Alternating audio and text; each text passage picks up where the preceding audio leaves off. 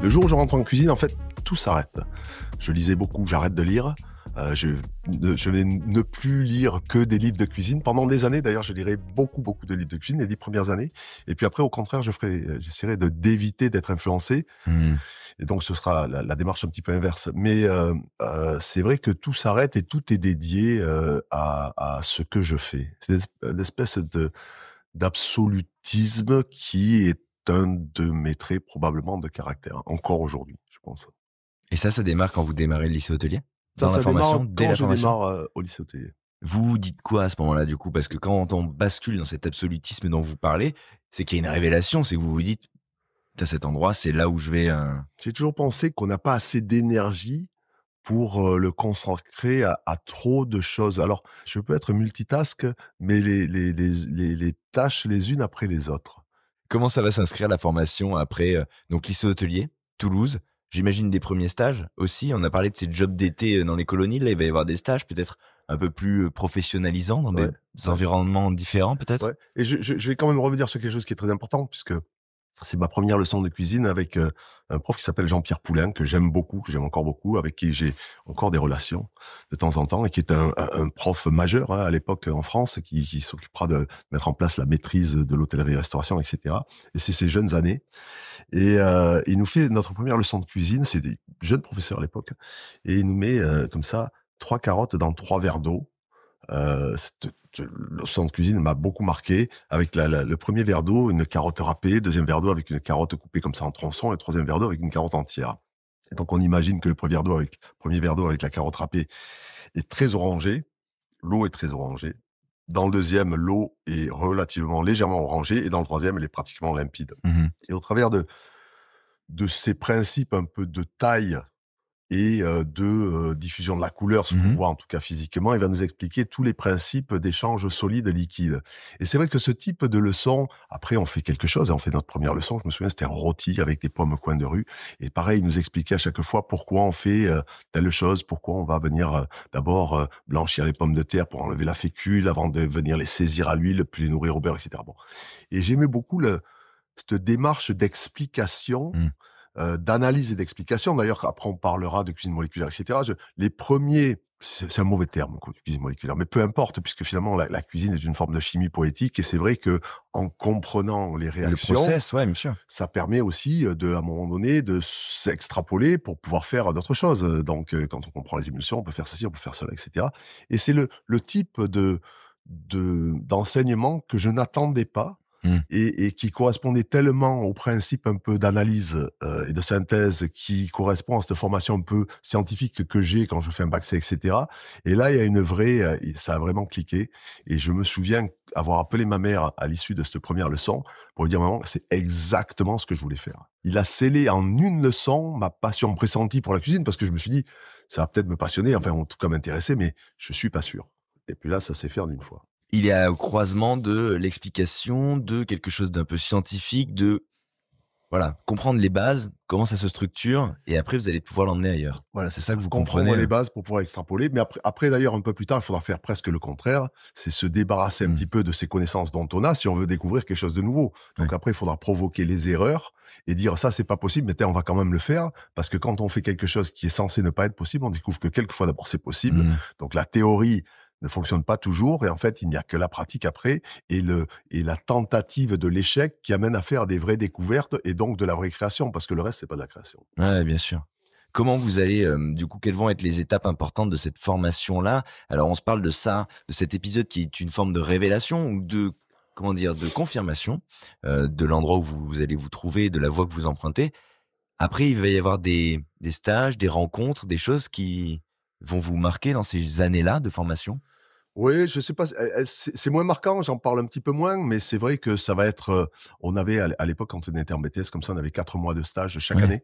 Donc en fait, c'est là que c'est l'initiation un petit peu à la réalité, Oui, là, on découvre la réalité d'un métier. d'un métier Des brigades, et c'est vrai que la réalité et je devrais encourager les jeunes à faire de la cuisine, mais la réalité, c'est pas forcément d'abord ce qu'on voit dans Top Chef ou c'est pas on n'est pas chef cuisinier du jour au Ouais. lendemain, on crée pas du jour au lendemain. Il faut bien maîtriser les bases. On commence souvent, à faire des travaux qui sont pas forcément intéressants en fonction de la dimension de la brigade qu'on a et cetera.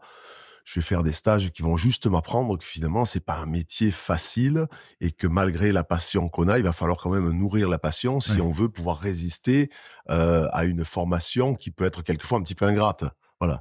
Donc, ça s'est fait comme ça et je suis pas sur ces stages. Je sais pas s'il y avait quelque chose de plus important que l'autre. Il y avait un stage qui était intéressant dans les brasseries Flo, ça c'était pas mal. Je suis retourné l'autre jour au Julien à Paris, qui était ce restaurant où j'avais fait mon stage à l'époque et je rencontrais le chef et on discutait et je regardais la structure de la cuisine. Ça c'est marrant de voir que ça n'a pas finalement beaucoup changé. Mmh. Mais ça va m'amener quelque part après, après le service militaire, à faire ma première démarche pour trouver un travail et ce sera à Paris, chez José Lampré à l'époque, qui est le chef de la Maison Blanche, qui a disparu depuis. Mais ça va se faire comme ça en fait.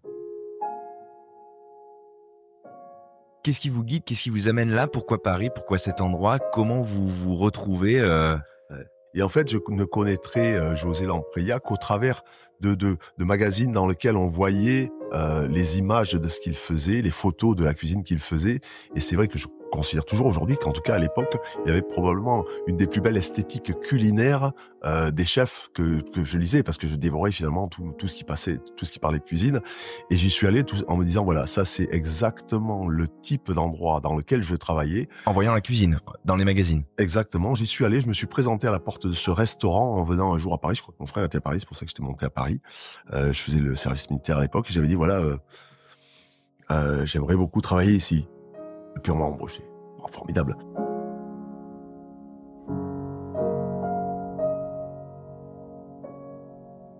Et d'ailleurs, j'ai premier faux pas d'ailleurs parce que dans la famille, il y avait une personne, c'est mon oncle qui connaissait le docteur Parcé. Je sais pas si ça vous dit quelque chose. À l'époque, il y a beaucoup de cuisiniers de l'époque en tout cas, qui se souviendront du docteur Parcé, qui représentait pas mal de vignerons, pas mal d'associations, et qui connaissait tous les grands chefs de l'époque. D'accord, il connaissait très bien les Joël Robuchon, il connaissait surtout Alain Chapelle, ce qui était quand même à l'époque le Graal Ouais. en termes de cuisine. Et il essaie de me faire rentrer à l'époque chez Alain Chapelle, mais il dit bon, avant de faire tes armes chez Alain Chapelle, il faudra quand même faire 1 ou 2 années au Chapon Fin de Perpignan, qui est un restaurant gastronomique, ça n'existe plus à Perpignan, qui avait une étoile. Et j'avais dit d'accord, en pensant que bon, c'est d'accord, mais enfin, on verra bien. Mmh. Et quand je rentre chez José Lamprilla, je ne préviens personne, mais moi, je pensais que personne ne m'attendait. Je me suis dit, c'est quand même pas... Ouais. Ils ont oublié. Mais non, ça a fait un pataquès, l'histoire Eh oui. monumentale. Parce que qu'en vous vous fait, retrouviez à Paris, du coup, ils ont dit t'es gentil, mais et- nous, on t'attend. Exactement, et c'est là que je me rends compte ce jour-là que la cuisine, et notamment la cuisine dite gastronomique, etc., c'est finalement un petit milieu Mmh. où tout le monde se connaît, tout le monde se fréquente, et que ça marche beaucoup en fait comme ça de conseils à Ouais. je te passe tel gars. Ouais, je t'ouvre une porte et Peut-être plus à l'époque encore qu'aujourd'hui, parce que Mmh. aujourd'hui tout le monde a un petit peu des difficultés en termes de recrutement, mais à l'époque ça se passe quand même énormément comme ça. donc vous vous retrouvez à Paris alors qu'on vous attend dans le sud, Exactement. avec l'idée peut-être d'aller chez Alain Chapelle. Donc vous dites quoi? Vous dites je reste à Paris, je continue. Je reste à Paris et ça a fait un pataquès familial. Bon, après, je pense ils ont digéré. J'étais pas non plus, Ah, bravo. j'étais pas si Bravo. important, mais, mais voilà. Et ça commencera comme ça commencera à Paris, chez José Lamprilla. Et ce sera mes années, on va dire, de formation de jeunes cuisiniers. Ce sera assez difficile parce que on travaillait un bon 16 heures. Et je dis 16 heures, les gens vont dire, oui, ça va 16 heures. Non. 16 heures, c'est compliqué Mmh. de travail. On démarrait à 7 ou 8 heures du matin, on finissait à 1 heure du mat. J'avais une petite chambre qui était juste en haut. On avait juste 1 heure l'après-midi dans laquelle on pouvait manger. Enfin, on faisait ce qu'on voulait d'ailleurs. Mais c'est juste 1 heure l'après-midi. Et en plus, comme j'étais le dernier arrivé, je travaillais dans la cour. C'est génial. On Quand on rigole, sort ouais. de Non mais on lycée rigole, mais c'est hôtelier, ultra difficile. Enfin, c'est ultra. c'est Aujourd'hui, on dirait que très c'est violent. ah, c'était violent à l'époque pour un jeune qui vient de démarrer, petite brigade, beaucoup de travail. Puis c'est un restaurant qui marchait très bien. Il avait 80 couverts. Il avait beaucoup de stars qui venaient le voir. José Lamprilla, il était gay, donc il avait quand même toute une espèce de faune un petit peu mélangée. C'était c'est vraiment quelqu'un, enfin, pour le coup, en termes de cuisine, j'ai beaucoup aimé ce qu'il a fait. Je suis pas resté très longtemps, j'y suis resté quelques mois et finalement, ça aurait pu me laver, en tout cas, de ma passion pressentie. Parce que Ouais. c'est vrai que c'est un tel choc quand on sort, même des quelques stages que j'avais fait, et de voir qu'à ce niveau-là, il faut travailler presque autant. C'était une des maisons les plus dures de Paris. D'accord, c'était considéré comme plus dur même que de travailler chez Robuchon à l'époque. Mmh. Quoique moi, après, quand on passait en chez Robuchon, je pense que c'était pas beaucoup plus dur. Mais c'est comme ça et on essaiera de résister. Il y a un truc qui est un petit peu marrant dans l'anecdote de ce restaurant, c'est que comme j'étais dans la cour, mon pote, parce que je faisais des trucs, mais Mais alors, genre dans la cour je dehors, quoi? faisais des sauts. Mais quand il faisait beau, j'allais dehors parce que comme ça, il y avait plus de place pour travailler. Je me mettais sur le machin. Bon, s'il pleuvait, je rentrais, hein. Ah, Mais et je faisais des sauts de brunoise. Vous voyez ce que c'est, ouais, brunoise? À bah, la ouais. main. Ouais, à la main. Mmh. Et des brunoises, des brunoises, des brunoises. Un grand saut comme ça, un autre saut comme ça. Épuisant. Et on apprend à tailler quand c'est comme ça. Forcément. Et il y avait un petit chien, un petit labrador, qui avait été offert à José Lampreia par Marie Laforêt. Et C'est donc chic. c'était mon pote, le petit chien. Et je dis ça parce que Ouais, les chiens, ils s'en foutent des brunoises, en l'occurrence. il Ils s'en veulent pas fout, vous mais bon, emmerder. il était content de me voir. Mais je reverrai beaucoup plus tard, en revenant de Hong Kong, je crois que c'est peut-être 15 années après, je vais manger chez José Lampreia, qui maintenant est installé avenue Montaigne, dans ce beau théâtre magnifique, etc. Et je vais y manger tout seul, en me disant voilà, je vais voir ce qu'il fait. J'étais parti déjà à Hong Kong, etc. Et je m'assois à table et je vois sur l'espèce d'estrade comme ça, presque d'amphithéâtre, je vois un vieux labrador passer, qui était vraiment en fin de vie. Et ça m'a même quand j'en parle aujourd'hui, ça me donne encore la chair de poule. Et c'est la seule fois où j'ai eu la notion du temps qui passe. En voyant cette espèce de petit gars que j'avais connu comme ça et le revoyant passer. Et j'ai l'impression qu'il m'a regardé et il a dû dire je te reconnais.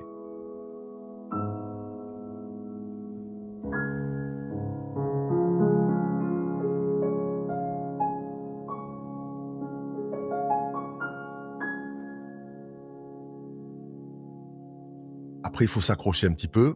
On sait que de toute façon, on n'a pas trop on n'a pas trop le choix, et surtout que le système français fonctionne beaucoup un peu dans un système de chaise musicale. Et dès qu'on sort du circuit, après c'est un petit peu plus compliqué d'y rentrer. Alors je serai jamais vraiment complètement dans le circuit. José Ampréa, ça va me mener à faire d'autres petites choses. Puis après, la chose un petit peu plus intéressante, ce sera Daniel Ballester, qui reste pour moi un très très grand cuisinier. Je l'ai plus jamais revu, Daniel. Je sais pas ce qu'il est devenu. Et qui me prendra un petit peu sous son aile, qui était un ancien du Camélia à Bougival, un très bon cuisinier qui avait eu une étoile et qui avait monté un restaurant, ça s'appelait La Grâce de Dieu au Vésiné, et qui était un des premiers à avoir fait un menu carte avec un seul prix, qui était un prix défiant toute concurrence, avec une espèce d'interprétation semi-gastronomique sur des cartes assez courtes, avec un prix, je crois que c'était 100 francs à l'époque, ou 150 francs, je sais pas, un truc comme ça, et qui venait presque tout Paris dans ce restaurant. C'est-à-dire que le restaurant était complet, Mmh. midi et soir. Je crois qu'il y avait 150 places, un truc comme ça. Je veux pas dire trop de bêtises, peut-être que quelqu'un me corrigera quand je dis des choses qui sont juste de mémoire comme ça. Et on faisait le plein, le plein, le plein. À chaque service, je crois que le dimanche, il y avait 750 demandes de réservation pour remplir juste la salle. Et c'est vrai que ça reste un très, très bon souvenir, puisque là, je vais vraiment m'aguerrir en tant qu'ouvrier, on va dire, au point qu'à un moment donné, j'étais chef de partie, je suis sous-chef acting, et la confiance d'un chef. Je me souviens quand je partirais de chez lui, quelque chose qui m'a beaucoup marqué, il m'a offert une voiture, il m'a offert la voiture qu'il me prêtait à l'époque. Bon, alors c'était une 4L fourgonnette, hein, dans laquelle on C'est mettait bien le de le poisson. préciser. C'est pas dingue non plus. Enfin, je veux dire, en tout cas pour emballer le machin à poisson derrière qui sent encore un peu la marée. C'est C'est pas pas, ouf. c'est pas Ouais, ouf, c'est pas mais le geste est quand même énorme. Quand on s'en va, en plus, en général, quand oui. on s'en va, c'est toujours un petit peu problématique, etc. Cette reconnaissance comme ça, et puis là, c'est lui qui cherche à me placer à l'époque. Et d'ailleurs, je raterai peut-être ce que je dis souvent, hein, parce que j'en parle quelquefois à monsieur Passard. Je rate à cette époque-là, peut-être ce qui est un des seuls regrets de ma vie professionnelle. C'est-à-dire que dans la même démarche que je fais quand je vais voir José Lampreia, je vais voir Alain Passard dans son restaurant, qui m'accueille gentiment. Je me souviens d'Alain Passard avec son grand tablier à la porte, etc. Je dis simplement voilà, monsieur Passard, je travaille à la grâce de Dieu au Vésiné, et ça fait des années que j'aimerais beaucoup venir travailler chez vous. Donc si jamais vous avez une place un jour, ça m'intéresse. Il me dit, bah, je prends ton nom, j'aime beaucoup la grâce de Dieu, ça a des potes là-bas, ça peut être intéressant. Je me dis peut-être ça va se faire, ça va pas se faire, etc. En attendant, Monsieur Ballester essaie de me placer au travers de Paco. À l'époque, Bernard Paco m'avait gentiment reçu parce il avait vraiment beaucoup de reconnaissance de la profession de Daniel Ballester. Et c'est vrai qu'à partir du moment où il avait essayé de m'aider à me placer, ça m'avait fait Ça gagner ouvre, ouais. pas mal de portes. Et d'ailleurs, je me souviens que quelqu'un m'avait trouvé une place à l'époque je crois, une place de sous-chef à la Maison Blanche. J'avais dit non, je ne rentre pas à la Maison Blanche. Et bref, et donc ça s'est passé comme ça. Et le jour où finalement, pareil, parce que c'était sous la cooptation de Bernard Paco, qui me fait rentrer chez Duquesnoy. Il était très ami avec Duquesnoy, Vigato, c'est des noms peut-être dont les gens se souviennent ou pas. Monsieur Vigato était encore là, pas si longtemps. Et il me fait rentrer chez Duquesnoy, et je dis oui. Et une semaine après, en fait, quelqu'un de chez Passard m'appelle pour me dire, écoute, on a une place, est-ce que tu veux la prendre? J'ai pas pu dire oui, parce que je m'étais engagé. Et ça reste le seul regret un peu de ma vie Ça fait 2 fois, hein, entre le truc de Chapelle potentiellement. Mais Chapelle potentiellement, c'est moi qui dis non. Enfin, c'est moi qui fais la boulette. Ouais. C'est une vraie boulette. Et là, c'est une histoire de timing. Et Passard, c'était vraiment une volonté de rentrer chez Passard, et qui me passe à côté à une semaine près. Et puis je reste quand même dans cette espèce d'éthique professionnelle où quand on a dit oui, on y va. On s'engage. Après, ce sera pas fou, mais mon travail chez Duquesnoy, je crois qu'il venait d'arrêter de fumer. C'est pas facile quand quelqu'un arrête de fumer comme ça. Et comme j'étais le dernier, c'était pour vous. Du mal j'ai du mal à m'intégrer dans ma chaîne. Il y a un truc quand même, c'est que ça va vite. Moi, j'ai l'impression, et la reconnaissance des chefs, elle vous arrive, et le regard qu'on porte sur vous, assez jeune, il est pas commun. Quand on part chez un chef qui nous offre une bagnole, certes une 4L, ça dit quelque chose quand même. Quand un chef, faut reconnaître, très pratique ceci dit, mais quand on voilà, on essaie de coopter, d'appeler des collègues pour dire j'ai quelqu'un pour toi, c'est qu'il y a une forme de reconnaissance quand même. J'imagine qu'il faisait pas ça pour toute sa brigade. Alors, je dis oui, mais je vais être très honnête. C'est vrai que d'abord, je suis rentré plus tard que les autres, donc j'étais quand même plus mûr que certains jeunes qui rentrent beaucoup plus tôt en apprentissage, etc. Donc finalement, je démarre commis avec 3-4 ans de différence avec des jeunes commis. Donc fatalement, il faut quand même que cette maturité, elle serve à quelque chose. Ça crée du lien et de la considération. Et puis il y a aussi peut-être... Mais très honnêtement, j'ai vu dans ces années comme ça de formation et d'apprentissage, avant que les choses aillent un petit peu plus loin, avant que j'aille faire de l'enseignement, on va en parler rapidement, et que je parte à l'étranger, il y avait des gens qui étaient plus doués que moi en cuisine. J'ai vu des gens mais qui avaient un talent extraordinaire, en tout cas, ou peut-être une expérience supérieure à la mienne, puisque moi j'avais 4 ans d'expérience, là où les mecs en avaient 10, 12, quelquefois au même niveau, et à presque au même âge. Donc, mais par contre, j'en ai vu beaucoup. Je dis toujours des chiffres qui n'existent pas, j'ai aucun statistique dessus, mais je dirais que 95% de ces gens que j'ai rencontrés, qui étaient des gars prometteurs en cuisine parce qu'ils avaient des formations incroyables, ils étaient passés chez des grands chefs, etc., ont disparu de la scène et n'ont pas donné suite, parce qu'à un moment donné, le feu s'éteint. Et il faut pas que cette passion, à un moment donné, s'éteigne et on est un petit peu happé. Ils restent toujours peut-être dans le domaine de la restauration, mais peut-être qu'ils vont faire du conseil, ils vont partir à droite, ils vont partir à gauche, ils vont se simplifier un petit peu cette existence qui peut être un petit peu trop exigeante, et où des fois la reconnaissance vient pas en fonction de ce qu'on fait. Il faut aussi avoir un petit peu de chance en dehors du travail. Et j'aime pas parler de talent, parce que le talent, je n'y crois pas. Le talent, c'est souvent beaucoup de travail et beaucoup d'immersion et beaucoup d'attention.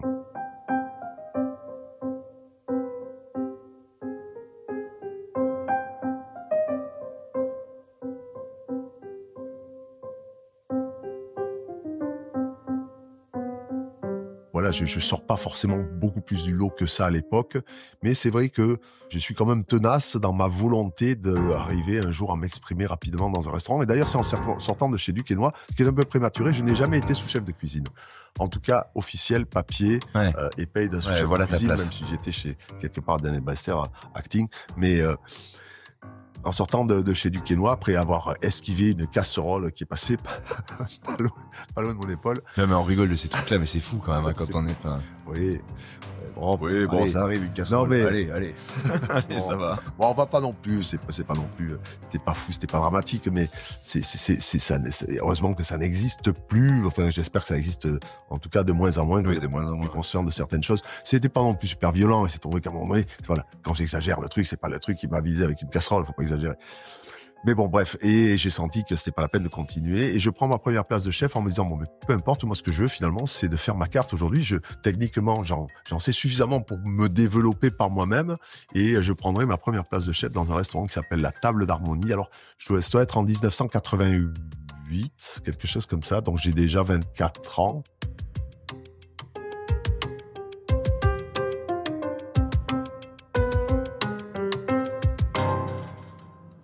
C'est jeune quand même. Oui, mais Bah, vous sinon, avez pas oui. commencé la cuisine à 14 ans. Oui, mais vous êtes allé jusqu'au bac. Vous avez finalement démarré la cuisine Ouais.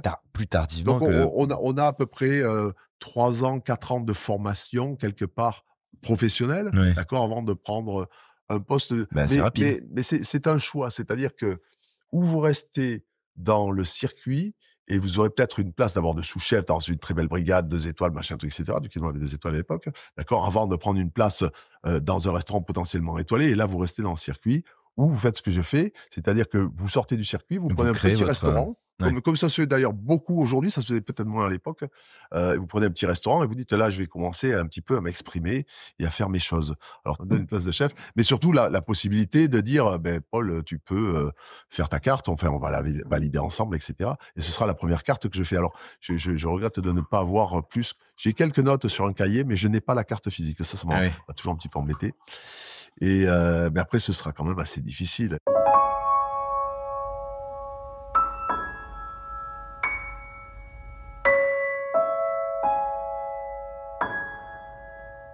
Je suis tout seul, je suis avec un plongeur, et de temps en temps, une semaine sur 2, je crois, un truc comme ça, il y a un apprenti qui passe par là. Bon.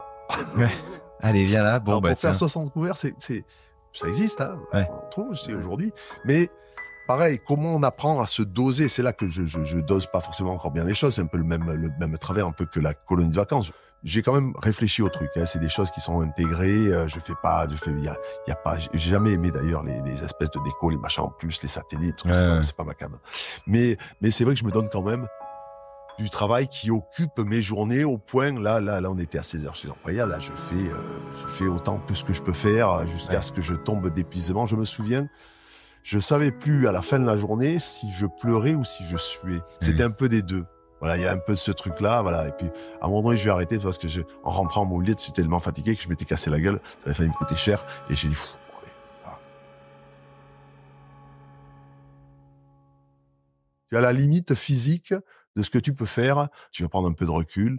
Et c'est en m'arrêtant à ce moment-là que je vais réfléchir. Je m'arrête un petit peu pendant quelques temps et j'enchaînerai après avec quelques années au CEPROC, qui est l'école nationale de la charcuterie traiteur à l'époque, qui intègre après l'école de la pâtisserie du Saint-Jean, si je ne dis pas de bêtises, et qui faisait une formation comme ça qui était intéressante avec des chefs de cuisine. Et je vais devenir professeur pendant 3 ans, enfin professeur, je sais pas si on peut dire vraiment, c'était le titre, mais professeur, puisque je vais m'occuper en fait avec un vieux monsieur qui s'appelle Jean-Pierre Massard, qui est décédé depuis, qui était mon ami dans cette école-là, et on va s'occuper de préparer des stages professionnels destinés spécifiquement aux traiteurs, c'est-à-dire de base en général obédience charcutier, qui veulent devenir traiteurs, et donc ils veulent apprendre certaines bases de cuisine qui pourraient correspondre à ce qu'ils veulent offrir, ou en boutique, ou en traiteur de réception, etc. Donc vachement intéressant, parce que ces 3 années vont me donner la chance finalement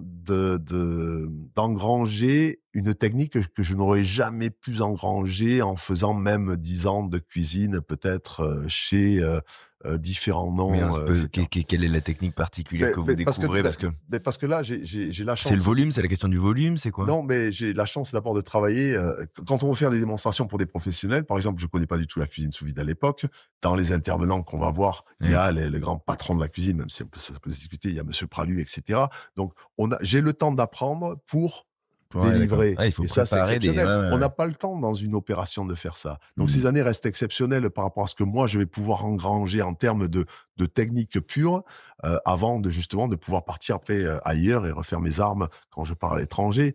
Et ça reste des années uniques parce que quand on fait nos démos, il y a beaucoup de gens qui viennent, c'est beaucoup des meilleurs ouvriers de France et qui viennent, Ouais, il y a un mec comme Guy Krenzer, qui est à la tête de Le Nôtre aujourd'hui, qui ouais. venait souvent, qui est un ancien, je sais pas que je me trompe pas, mais en tout cas qui est meilleur ouvrier de France de cuisine, meilleur ouvrier de France de charcuterie. Je crois que s'il avait fait meilleur ouvrier de France de pâtisserie, on lui aurait donné. Je sais pas si on l'aurait pas interdit de le faire parce que le Mmh. mec était dans tous les sens.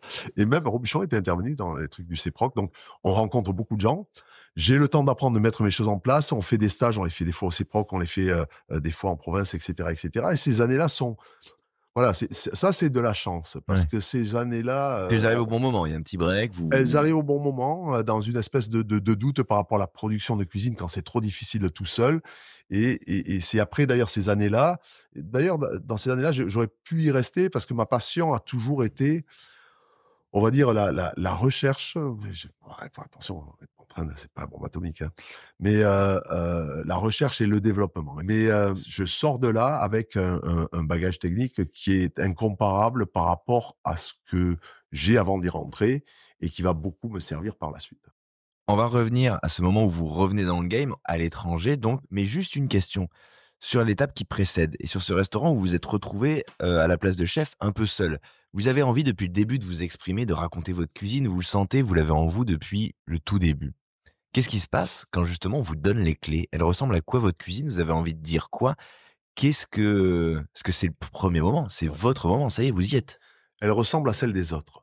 Parce que comme beaucoup de jeunes chefs qui pensent à un moment donné faire un petit peu de la création. On va dire que c'est une forme de créativité avec l'insertion quelque part d'une petite touche personnelle. Ça n'est pas du Ouais, tout la même chose que de créer quelque chose qui est beaucoup plus groundbreaking, quoi, qu'on peut faire un petit peu par la suite quand on met au point une technique, une texture ou machin. C'est pas du tout la même chose que ce que je fais à l'époque. ouais. Donc je me souviens, je faisais un parmentier qui était très inspiré du parmentier que j'avais appris à faire chez José Lampreia. C'était dans des moules comme ça Tefal, puis on les foutait dans des grands fours, ça sortait, c'était magnifique. Des espèces de petits gâteaux de pommes de terre comme ça. Mais je crois que lui faisait un parmentier je vais dire n'importe quoi, de canard, et moi je faisais un parmentier de joues de bœuf qui était assaisonné différemment. Et donc c'est pas vraiment de la création. Mmh mh. Je faisais une crème brûlée, alors il voulait absolument que je fasse une crème brûlée normale, le gars, et je lui dis: «Ah non, je fais pas les choses normales». Mais donc je faisais une crème brûlée aux noisettes qui était très bonne. Mais Ouais. je comprends aujourd'hui le truc où le mec il me dit: «Attends, Paul, les mecs, Pourquoi tu les ouais. les clients, ils préfèrent une crème brûlée normale». D'ailleurs, j'ai fait, des articles sur la crème brûlée. Pour le coup, l'abâtardissement de la crème brûlée fait qu'elle a été déclinée dans toutes ses formes, alors que la plus belle version de la crème brûlée, c'est la version originale. Donc et là, je l'accepte pas par souci de différence, mais Ouais. finalement, c'est pas différent, c'est énorme. Je vais en garder 2 choses quand même de recettes que je fais à l'époque, et je vais les garder pendant quelques temps. Celles-là, elles sont un peu plus personnelles, en tout cas au moment où je les fais. Je fais une mangue, un dessert avec une mangue à base un sirop de dill, comment on dit? D'aneth, Mmh mh. d'accord? Et de la réglisse. À l'époque, je prends du zan comme ça que je mets dessus, et je crois qu'il y a une petite glace avec, je sais plus, un truc un petit peu vif, et je vais m'en servir, et j'ai toujours une version de ce plat pendant des années, Qui vous a suivi? qui m'a suivi parce que c'est basé sur le goût un petit peu comme ça, anisé de la mangue, et cetera, que je vais intensifier quand je suis en Australie parce que c'est vraiment des mangues qui sont très, très proches de ça. Et je l'ai aujourd'hui encore, je l'ai à Mister et Mrs Bunn dans des versions un petit peu différentes. Il y a des versions comme ça qui se sont, changées au fil des années. Mais je l'ai même dans une séquence d'ultraviolet qui est une séquence qui s'appelle Master Guest. Alors c'est avant que je fasse Top Chef parce qu'aujourd'hui, je sais pas si le Top Chef serait très content. C'est inspiré de Master Chef. J'ai une espèce de feu qui arrive, et cetera, et on fait faire en fin de repas, dans un moment un peu de détente et un peu marrant de ultraviolet, qui est aussi comme ça entre des choses très sérieuses, des choses un petit peu plus marrantes. On leur amène une espèce de boîte mystère, et dedans, ils vont devoir recréer Ah ouais, la fameuse mangue Annette qui est et toujours là. licorice, voilà, qui est toujours là. Et donc ça, c'est les plats dont je me souviens. Il y avait un plat dont je me souviens qui était peut-être le truc le plus osé que je faisais à l'époque, c'était un saumon unilatéral. Alors, c'est pas moi qui ai inventé le saumon unilatéral, ça se faisait ailleurs. Mais c'est vrai que je le faisais comme ça, très caramélisé, avec une coupe un petit peu spéciale, et je le servais avec une espèce de crème fouettée assez vive. Il fallait mettre le citron derrière moment, sinon c'est pas très comme ça, juste un peut-être posé en chantilly comme ça sur de l'oseille. Donc c'était un croisement entre un saumon à l'oseille, Ouais. machin, et cetera, un truc un petit peu décomposé. C'était peut-être la chose la plus créative que j'avais. Je me souviens, je m'étais fait insulter par un Américain qui m'avait dit: «Mais ça, c'est pas de la cuisine ça», alors que c'est très bon et que je l'ai gardé pendant des années et que ça reste un très joli plat. Voilà, mais bon, comme quoi des fois c'est une question de lieu, d'attente dans ce type de restaurant. On Bien voulait sûr. manger, un steak frites plutôt qu'autre chose. Mmh. Et vous avez envie de chercher déjà un peu de quoi vous différencier. Le steak frites, on le fait en bas, puis c'est voilà, la récession arrive plus tard. On avance le fil, on va à l'étranger. Vous décidez de partir à l'étranger. Vous allez dans quelle destination et comment ça va s'inscrire? Quelles vont être les étapes qui vont vous marquer après, ce temps un peu suspendu où vous avez appris, emmagasiner et puis enseigner aussi? Plusieurs décisions qui font que je pars à l'étranger, notamment le fait que le projet avec le CEPROC ne se fait pas et ça s'est fait comme ça sur relation. C'est-à-dire que j'avais un ami à moi qui était à Hong Kong, il y avait une place de chef qui s'est libérée en face de chez lui et il se trouve que, ces gens-là ont accepté de me prendre sur un dossier qui était pas forcément évident d'ailleurs à sélectionner. C'est pas forcément, évident de lire au travers de ce que j'avais fait que j'étais le meilleur chef cuisinier possible pour ce qui était le restaurant de France, qui était quand même un très beau restaurant. Même si ces méridiens étaient en train de changer de main et passera aux mains d'un groupe qui s'appelle Régal, qui est un groupe chinois par la suite, mais c'était dans le méridien, de Hong Kong Donc là, c'est une et place de chef. c'est une place de chef c'est, Paul Bocuse qui avait ouvert le restaurant de France. Ça faisait partie des quelques restaurants qu'il avait ouverts à l'étranger. Il y avait plusieurs restaurants de France comme ça. Donc c'est une belle coque. C'était beau, c'était enfin l'archétype du fine dining, du restaurant gastronomique Ouais. tel qu'on le voit un peu à l'époque, mais en bois avec des belles choses, une belle cuisine et une brigade de cuisine. En plus, une belle brigade de cuisine avec, des gars qui sont des Hongkongais, mais qui ont été entraînés par plusieurs chefs français qui se sont succédés et donc moi je prends la succession du précédent, j'ai plus son nom en tête et je m'installe là-dedans et ce sera donc, pour le coup, la première fois que je peux m'exprimer, donc j'essaierai encore peut-être de devenir un peu plus personnel. Je deviendrai plus personnel là, mais il faudra encore quelques années pour devenir, vraiment, plus marquant en termes de création. Donc j'accepte de partir à l'étranger et c'est vrai que ça va beaucoup définir ma vision de la cuisine. Je suis pas un voyageur Ben par c'est ça que nature. j'allais vous poser comme Non, question. pas du Comment tout. vous prenez cette arrivée à Hong Kong? Qu'est-ce que vous vous dites? C'est un autre monde, c'est une autre culture, c'est Bon, loin de donc déjà à l'époque, je pense qu'il fallait que j'avais envie de partir de France. Il y avait une histoire un petit peu personnelle qui fait que je me suis dit: «Bah, écoute, ouais. on y va». Je réémerge d'une période un peu comme ça où j'étais parti un peu en toupie et je me dis: «Bah, écoute, on y va. Tant pis, l'aventure, c'est l'aventure». Alors que je suis pas un aventurier à la base. Enfin, tout le monde m'a dit après, le Globetrotters, machin, bon, non, c'est accidentel, Ouais. cette histoire et j'avais pas beaucoup voyagé en plus. Donc après, je voyagerai un petit peu plus et après, je découvrirai l'intérêt du voyage dans ma profession, et la curiosité qu'on peut avoir sur les autres cuisines et puis ce qu'on apprend par rapport à ce qu'on croyait. Mais à l'époque, je suis pas très sûr de tout ça et je me souviens arriver à Hong Kong et de m'installer comme ça sur les rives de Kowloon et de voir en face Hong Kong, la ville telle qu'on la connaît avec ses buildings extraordinaires. On dit c'est une espèce de New York concentré avec toutes ces lumières et cetera. Pendant 2 mois, j'avais pas l'impression que j'étais, dans la réalité. J'ai Ouais. l'impression d'être dans un rêve, un truc que je me dis: «Tu vas te réveiller». Et voilà, donc ça, c'est les années Hong Kong et ce qui va être intéressant, c'est justement d'apprendre d'abord qu'on nous aurait potentiellement menti, parce que la cuisine chinoise n'est pas du tout celle que j'avais goûtée en France, elle n'a rien à voir.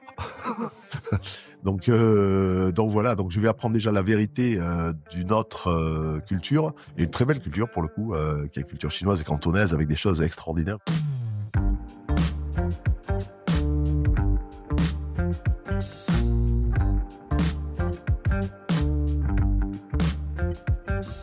Qu'est-ce qui vous marque dans cette culture-là? C'est des techniques, c'est des saveurs, c'est qu'est-ce qui Ouais, fait c'est que il faudrait décrire presque tout le repas. Mais, je vais donner un exemple de ce qu'on va servir ce soir, qui est un de mes plats que j'ai remis à la carte ça en 98 pour la première fois au Café Mosaïque quand j'étais à Paris. Mais, c'est la traduction de ces crevettes. Elles sont arrosées vivantes avec, un alcool, donc elles vont se noyer. Elles vont aspirer ce truc dans des drunken shrimp. D'accord? Donc, des fois, c'est de l'alcoolerie et cetera. Puis c'est souvent aussi du cognac, parce que les Chinois sont très friands de cognac et donc arrosé avec, recouvert comme ça, puis on les voit sauter ting ting ting ting ting dans le bol et puis je me souviens que, il prend dans une espèce de difficile à décrire, une espèce d'aquarium, un bathyscaphe avec, une entrée comme ça, une entrée de l'autre côté et il prend, les crevettes, il prend un petit peu de bouillon, je crois qu'il le met dans son bol.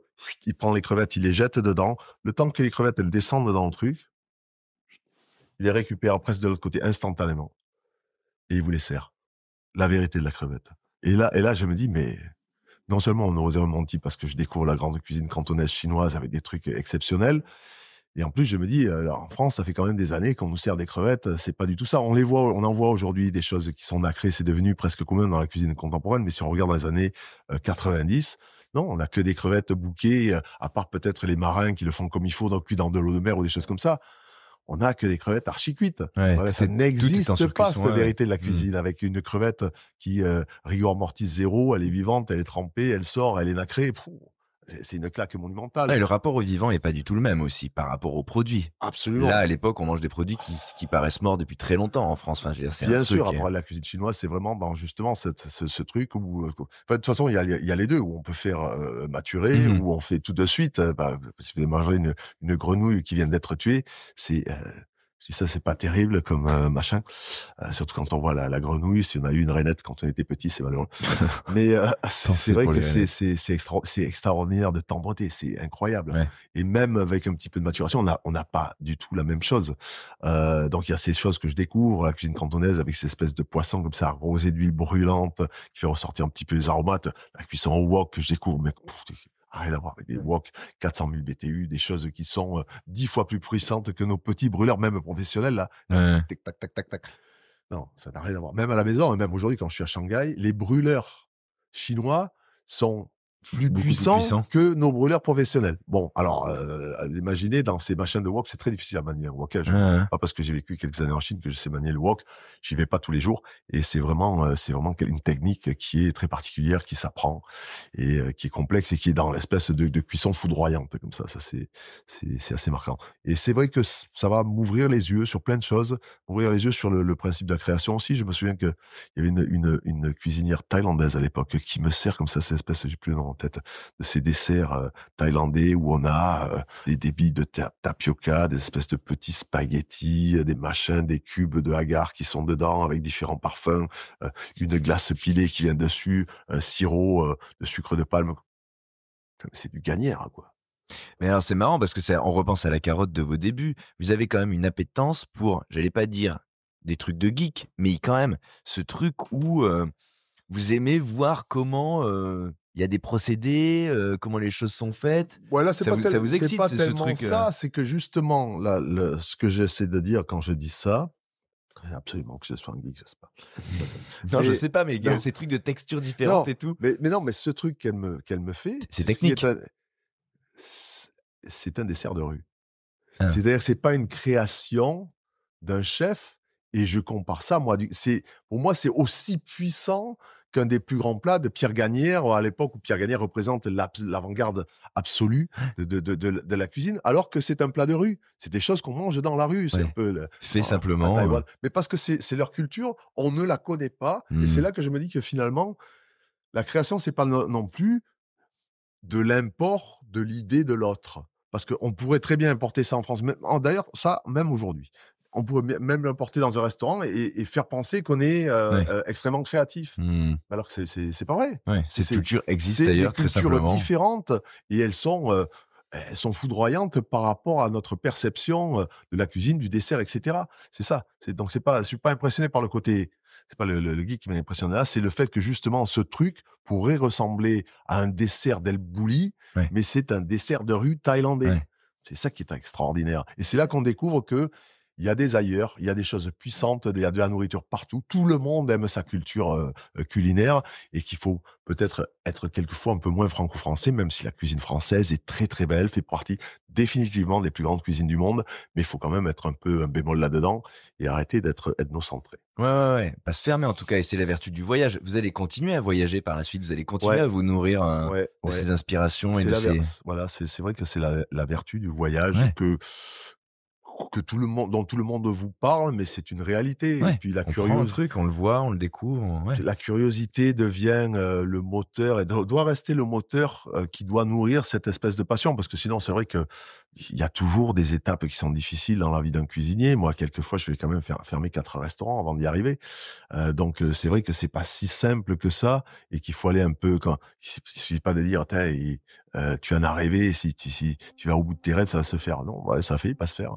Mmh. C'est pas toujours si simple que ça. Il faut que les étoiles s'alignent et à un moment donné que les choses se passent bien pour pouvoir effectivement à un moment donné réaliser son rêve. Moi, j'ai la chance d'avoir réalisé mon rêve en ultraviolet, mais ça aurait pu ne pas se faire aussi.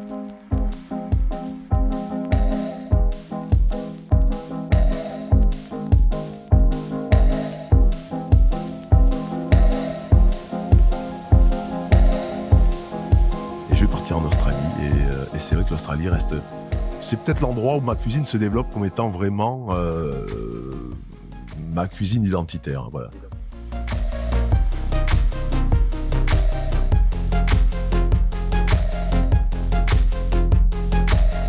D'abord, il y a des produits qui sont magnifiques, il y a des cultures qui sont très différentes. J'ai commencé à avoir un petit peu de maturité, j'ai quelques années en tant que chef de cuisine déjà, et je pousse un peu le curseur. Je dis, ça c'est de plus en plus moi, ça c'est de plus en plus moi, ça c'est de plus en plus moi, ça n'existe nulle part ailleurs. Et donc c'est à partir de ce moment-là, au niveau d'un restaurant gastronomique. C'est-à-dire que là, tout à l'heure, vous avez mangé à Nonos, il n'y a pas de création. À Nonos, c'est le contraire de la création. Quand j'ai un Pollux, un Mr. et Mrs. Bun, c'est pareil, c'est le contraire de la création.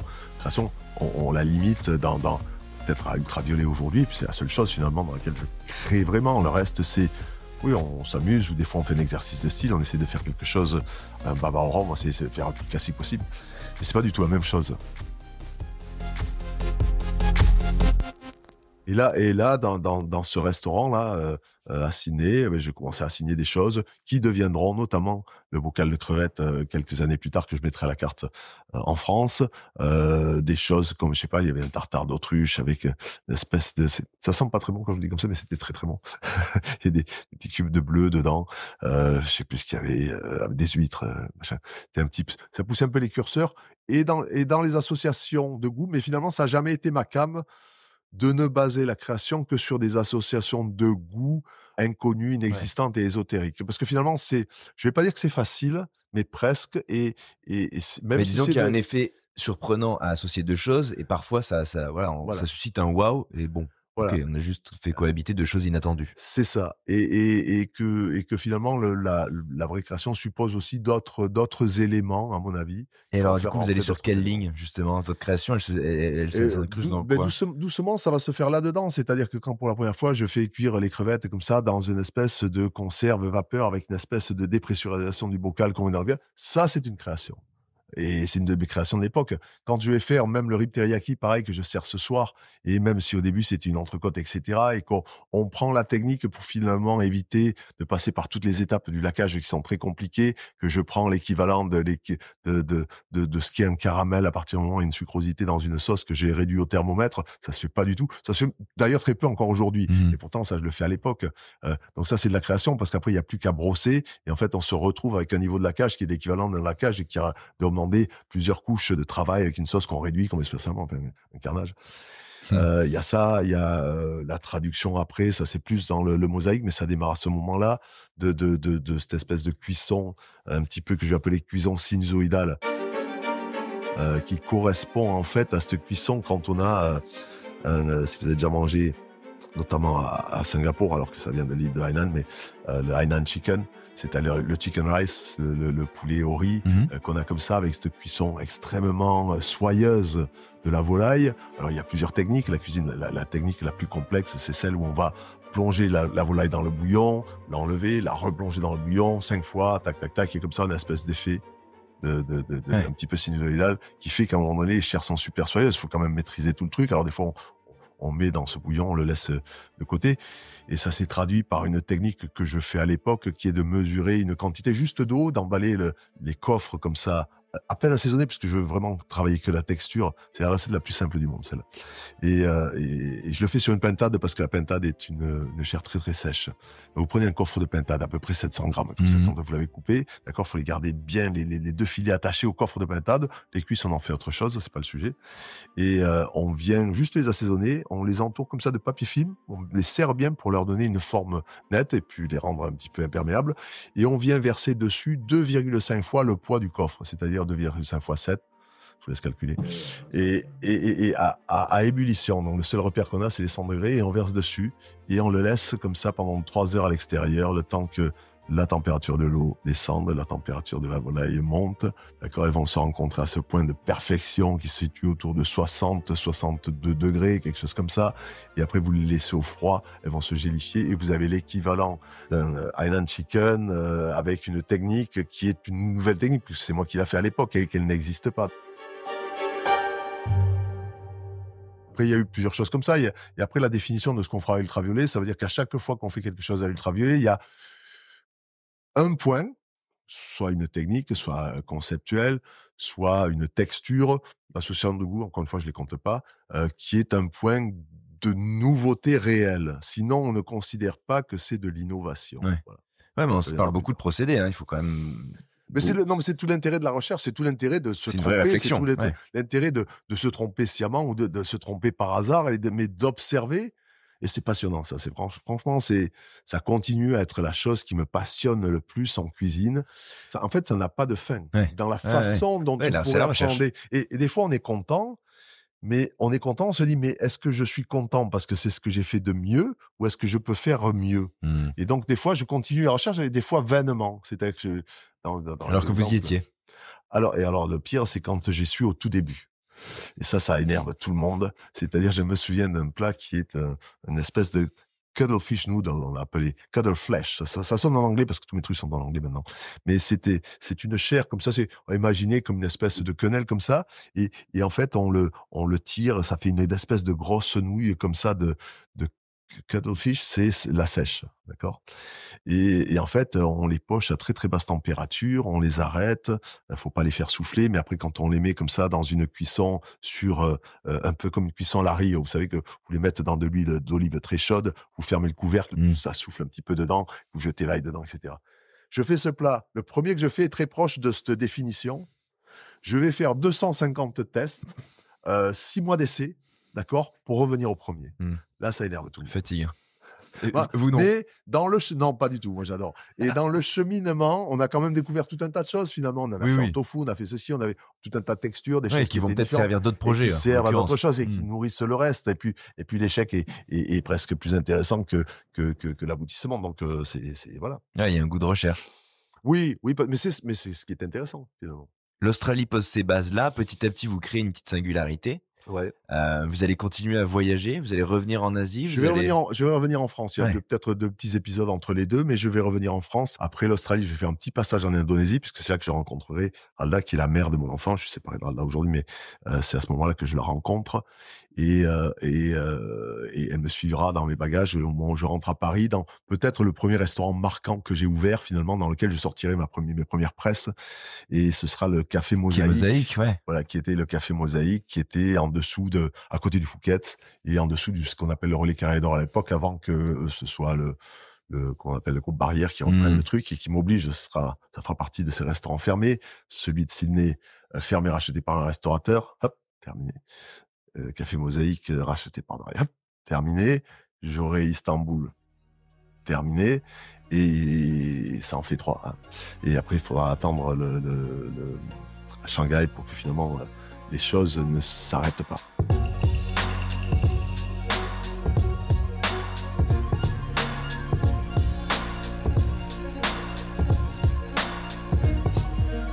J'ouvre juste avant le Spoon d'Alain Ducasse. Ouais. C'est là que je connaîtrai Monsieur Ducasse. C'est vrai que le Mosaïque m'a donné toute la C'est là où vous vous connaissance. déployez un peu, non? C'est là que c'est la première fois que je sors des articles. On a sorti avec le Mosaïque à l'époque le plus d'articles de presse juste derrière le Spoon de Ducasse ou un truc comme ça. Et c'était beaucoup à l'époque. Ouais. Parce que j'étais quasiment pas connu du tout. Et on se fait un peu connaître, en tout cas à ce moment-là. On rencontre la presse, etc. On n'aura pas d'étoile parce que c'est vrai je pense que beaucoup de gens pensaient qu'on aurait mérité d'avoir une étoile. Et c'est un très bon moment. C'est là que je connaîtrai beaucoup de gens qui m'ont aidé par la suite, et notamment Monsieur Ducasse qui m'a aidé à plusieurs reprises. C'est quoi la Et rencontre avec Alain Ducasse en l'occurrence? C'est juste sur un repas. C'est juste sur un repas, et puis au travers aussi de Frédéric Hermé, qui était à l'époque l'épouse de Pierre Hermé, et qui m'a fait tout mon marketing. Alors j'adore, elle est complètement dingue, Frédéric, je dis. Elle est conceptuelle, hein. Pour le Mais- coup, elle sait emballer les choses et faire des concepts. Mais ouais. enfin, c'est une espèce de Feig. spin, Aujourd'hui, tout le monde dit Feig. Frédéric. Parce que elle prend beaucoup à droite à gauche. Une fois, je lui ai envoyé un message, je lui ai dit tout coco mais fili parce qu'elle me trahit en faisant une recette qui est une de mes recettes à la télévision. J'ai failli l'étrangler. Bon, Frédéric, c'était mon nom. Donc voilà. Et c'est intéressant parce que le mosaïque, c'est vraiment là où je pose les bases de ce que j'aime, de ce que je sais faire. Il y a quelques recettes de l'époque qui vont me suivre pendant très longtemps et qui ont été pendant longtemps, au début, considérées comme dans ce que je faisais en termes de cuisine personnelle, qui après sont passées dans mes brasseries parce que on en a vendu beaucoup, elles se sont popularisées. Il y a eu pas mal de choses qui ont été copiées de ce que je faisais de l'époque, qui irradiaient un petit peu partout. On avait des nems au chocolat partout dans Paris. Et là, il y a quoi? On sent que c'est une cuisine qui est influencée justement par vos voyages aussi également. Il y a quand même. Ouais, là c'est vraiment une cuisine, ce qu'on peut dire fusion, même si le terme est tellement abattardi. Aujourd'hui, plus personne ne veut plus utiliser ce terme. Mais... Ouais, mais parce qu'on n'aime pas les étiquettes, mais j'ai toujours dit que finalement la fusion c'était quand même la moelle épinière de la véritable cuisine. C'est si on regarde toutes les influences qu'on a eues, italiennes, c'est du métissage, etc. C'est du métissage permanent. Ouais. Et après, on s'approprie des choses qui deviennent franco-françaises, etc. Ça restait quelque chose de très intéressant dans la façon dont on peut croiser certaines choses, certaines cultures, quelque chose qui est beaucoup utilisé, même quand on n'emploie pas le terme aujourd'hui, et que c'est de la force, quelquefois, de la cuisine, de la création, on va dire, d'import, ce que je disais un petit peu tout à l'heure. On ne peut pas s'empêcher en France, si vous regardez toutes les cartes, d'ailleurs, des restaurants, un petit peu étoilés, d'avoir cette espèce de croisement japonais, machin, et la poudre de saté, le ceci et cela, et on pense qu'on fait pas de création à partir du moment où on mixe pas des choses qui sont étrangères. Je dis, ça pourrait se passer autrement. Alain Ducasse, en l'occurrence, vous en parlez, et vous parlez d'un repas. Ouais, mais je n'ai jamais travaillé chez Alain Ducasse. Mais alors pourquoi? Parce que j'ai plein d'articles qui disent Paul Perret a travaillé chez Alain Ducasse. Mais non, j'aime beaucoup Alain Ducasse, je considère que c'est le patron. Et je suis en relation toujours avec M. Ducasse pour plein de choses. Mais je n'ai jamais travaillé pour M. Ducasse. Mais pourquoi on a failli travailler ensemble. Mais pourquoi vous le citez lui? Il représente quelque chose à ce moment-là pour vous? Ben, à cette époque-là, ça reste le plus grand cuisinier français. C'est un peu le truc avec l'école robuchonienne d'un côté, l'école ducassienne de l'autre, et puis Ducasse, c'est presque la relève à ce moment-là. C'est marrant parce que je connais très très peu de monde à cette époque-là, mais je connais pratiquement les deux plus grands. C'est-à-dire que Ducasse et Pierre Hermé, qui vont m'aider tous les deux, qui Pierre Hermé représente le cornerstone de la pâtisserie à ce moment-là, c'est clair. Et Monsieur Ducasse, qui avait la cuisine de la Riviera à l'époque et qui vient s'installer à Paris, est un petit peu le nouveau patron de la cuisine mondiale. Et là où je dis qu'ils vont m'aider, c'est d'abord qu'ils vont me donner confiance. Parce que leur jugement vaut plus que le jugement de 1000 personnes pour moi. Donc, c'est ça qui est devenu important. C'est-à-dire qu'à ce moment-là, il découvre votre cuisine et il vous valide, en fait, quelque part. Oui, clairement. Pour Pierre, Pierre qui est venu très souvent, avec Frédéric, Monsieur Ducasse qui est venu une ou deux fois. Pas Pierre Hermé, qu'on résume à la pâtisserie souvent, alors que il est très reconnu aussi pour son goût et alors, c'est le plus grand mangeur du monde. Mais voilà. On va faire simple. Je ne connais pas plus grand dégustateur que Pierre Hermé à table, d'abord parce qu'il arrive à déchiffrer quand même un nombre de choses incroyables dans une assiette. Il mange comme une pelleteuse, Pierre. J'adore ce truc où il est au-dessus de l'assiette, là, comme ça chipote pas. Et en même temps, ça analyse. J'adore. Voilà. Donc, je suis toujours resté, effectivement, en contact avec ces gens. Et je leur dis que je leur dois beaucoup, même si c'est pas des choses physiques, directes, machin, etc. Mais je trouve que finalement, à l'époque, j'étais pas connu.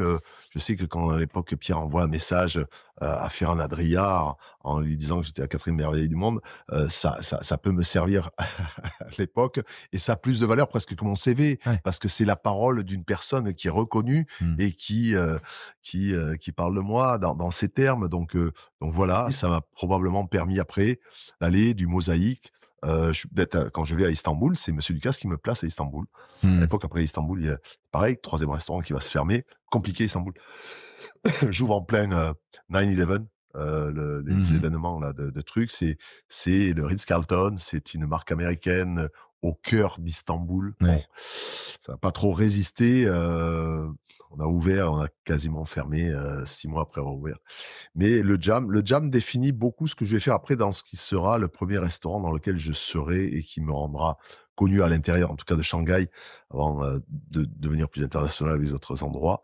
Et il ressemblera beaucoup à ce que je ferai au Jade on 36 à Shanghai, en ayant perdu à nouveau 2 années, parce qu'à chaque fois qu'on ferme un restaurant comme ça, il faut tout recommencer. Il faut remettre à zéro, trouver un endroit, trouver un projet, trouver des financements. Une perte dynamique qui est énorme, en fait. J'ai considéré... Mais en termes d'énergie, c'est considérable. En termes d'énergie, c'est considérable. En termes de perte potentielle de visibilité, c'est presque 2 ans de perdu. Même si vous enchaînez, on va Ouais. dire quelques mois après, c'est presque 2 ans parce qu'il faut refaire tout le trajet que vous aviez fait dans l'année dans laquelle vous avez et c'est vrai que ça aurait pu, coûter cher parce que il faut bien que la reconnaissance serve à quelque chose. La reconnaissance sert à gagner de la liberté et la liberté sert à s'exprimer. Mmh. Et heureusement que là, j'ai suffisamment de crédit au travers, en tout cas, des gens aussi qui me valident pour pouvoir prendre une salle à manger avec Shangri-La. Alors, ça s'est passé à Shanghai. En fait, ça ne devait pas se passer à Shanghai. J'avais un truc qui était à Bali qui m'attirait beaucoup plus. Mais concours de circonstances, un petit peu compliqué aussi à déchiffrer. Ça aurait pu se passer là-bas, puis ça s'est passé là. Et je suis pas sûr d'y rester, finalement, je découvre Shanghai. Je suis impressionné par la puissance, de Shanghai, c'est sûr. On sent de la même façon que j'ai senti quand j'étais en Australie, cette espèce d'énergie palpable à l'approche des Jeux olympiques. En 2000, c'est en 1996 que je suis en Australie, et ça influe beaucoup sur la cuisine qui est toujours un peu le reflet de la Ouais, ouais. société à ce moment-là. On sent à Shanghai aussi une énergie, assez incroyable. Et en fait, je fais que passer, je vais prendre la position et puis finalement, le Jade on 36 deviendra l'endroit où je me ferai connaître, en tout cas à Shanghai, de façon très, très claire dans les, 3-4 ans. Je crois qu'on a gardé, le Jade avant de passer de l'autre côté de la rivière pour prendre Mister Missy Ben et ce qui deviendra Ultraviolet avec le groupe avec lequel je suis encore aujourd'hui.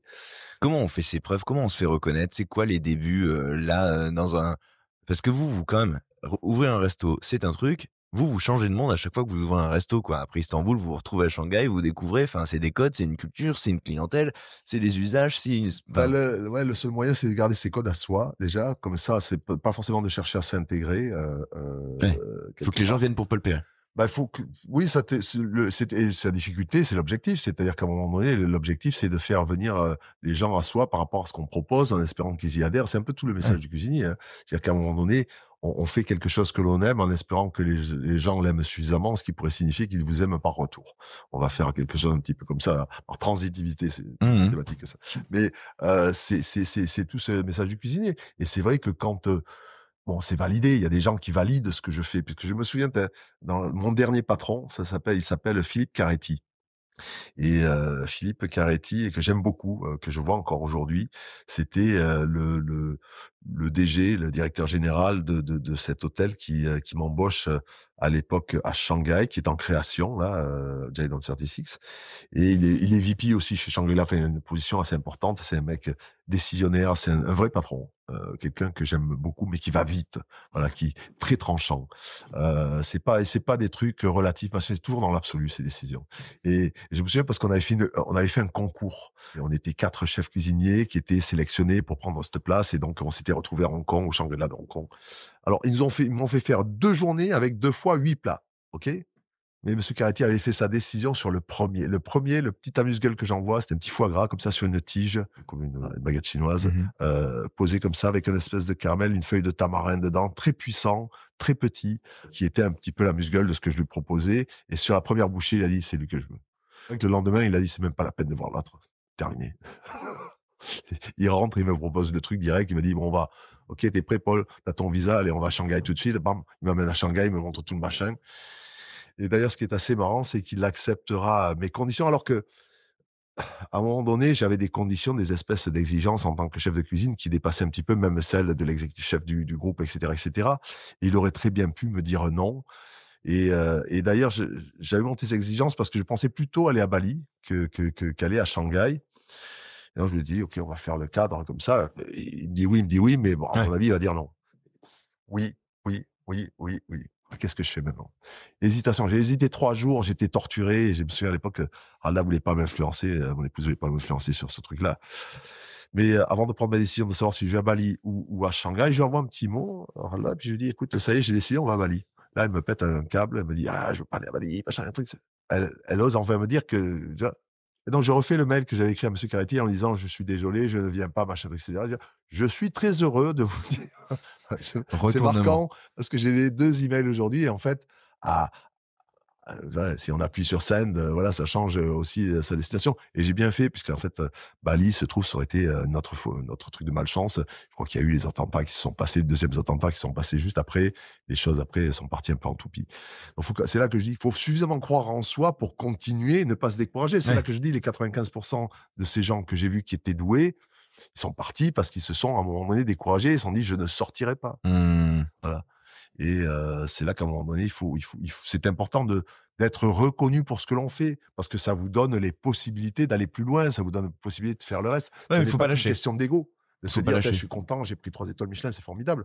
Non, toutes ces choses-là ont servi à construire tout ce qu'on a fait, ce qui est venu avant, ce qui est aujourd'hui, ce qui viendra après.